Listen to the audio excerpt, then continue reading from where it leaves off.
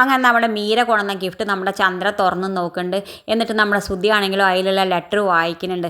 ആ സമയത്ത് നമ്മുടെ ശ്രുതിക്കാണെങ്കിൽ വല്ലാതെ സങ്കടമാവുന്നുണ്ട്. നമ്മുടെ ശ്രുതി ആ കത്തിൽ ഓരോന്ന് പറയുന്നത് കേട്ടിട്ട് നമ്മുടെ ചന്ദ്രയ്ക്കാണെങ്കിലും അവളോട് വല്ലാത്ത ദേഷ്യം കൂടുന്നുണ്ട്. എന്നിട്ട് നമ്മുടെ ചന്ദ്ര ശ്രുതിയോട് പറയേണ്ട മുണ്ടാതിരിക്കുക, നാളെ തന്നെ ഈ സ്വർണ്ണ മീരയെ ഏൽപ്പിക്കണം, എന്നിട്ട് ആ കള്ളിക്ക് തിരിച്ചു കൊടുക്കാൻ പറയണം എന്ന് പറയുന്നുണ്ട്.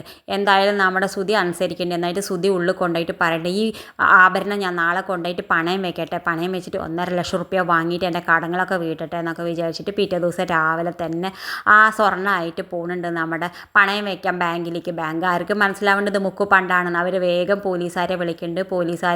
പോലീസുകാർ വരുന്ന സമയത്ത് നമ്മുടെ ശ്രുതിക്കാണെങ്കിലും മനസ്സിലാവണില്ല എന്തിനാ അവൻ അറസ്റ്റ് ചെയ്ത് കൊണ്ടുപോകണമെന്ന്. എന്തായാലും പോലീസുകാരും നമ്മളെ ശ്രുതിയെ അറിയിക്കുന്നുണ്ട് അത് ഒറിജിനൽ സ്വർണ്ണമല്ല എന്നൊക്കെ പറഞ്ഞിട്ട് നമ്മളെ പോലീസുകാർ അവനെ കസ്റ്റഡി എടുക്കുന്നുണ്ട്. എന്തായാലും പിന്നെ കാണിക്കേണ്ടത് നമ്മുടെ സച്ചിയാണെങ്കിൽ വല്ലാതെ സന്തോഷം കൊണ്ട് മദ്യപിച്ച് വരുന്നുണ്ട്, ഫുള്ളായിട്ട് മദ്യപിച്ച് വരുന്നുണ്ട്. എന്നിട്ട് നമ്മുടെ ചന്ദ്രയോട് പറയുന്നുണ്ട്, അമ്മയെ കാണാൻ എന്ത് ഭംഗിയാണ്, അമ്മ എന്ത് സുന്ദരിയാണ്, അമ്മയുടെ സ്വഭാവം തങ്കപ്പെട്ട സ്വഭാവമാണെന്നൊക്കെ പറഞ്ഞിട്ട് നമ്മുടെ ചന്ദ്രയ്ക്കാണെങ്കിൽ ആദ്യമൊക്കെ പേടിയാവുന്നുണ്ട്, ഇവൻ എന്താ ഈ കള്ളു കുടിച്ച് വന്നിട്ടുണ്ടെങ്കിൽ. നമ്മുടെ രേവതിയും വല്ലാതെ വിഷമിച്ച് നിൽക്കുന്നുണ്ട്, എന്തിനാ അപ്പോൾ സച്ചിയേട്ടൻ ഇങ്ങനെ മദ്യപിച്ച് വന്നിട്ടുണ്ടെന്നൊക്കെ വിചാരിച്ചിട്ട്. എന്തായാലും നമ്മുടെ ചന്ദ്ര ഇരിക്കുന്നുണ്ട്. ആ സമയത്ത് നമ്മൾ സച്ചി പതുക്കെ നമ്മുടെ ചന്ദ്രയുടെ മടിയിൽ തല വെച്ചിട്ട് ഇങ്ങനെ കിടക്കുന്നുണ്ട്. അവന് ഏറ്റവും വലിയ ആഗ്രഹമാണ് അവൻ്റെ അമ്മയുടെ മടിയിൽ ഇങ്ങനെ തല വെച്ച് കിടക്കുന്നത്. എന്തായാലും നമ്മുടെ ചന്ദ്രയ്ക്കും ഇഷ്ടമുണ്ട് അവന് തലയിലൊക്കെ ഇങ്ങനെ തലോടി കൊടുക്കുന്നുണ്ട് നമ്മുടെ ചന്ദ്ര.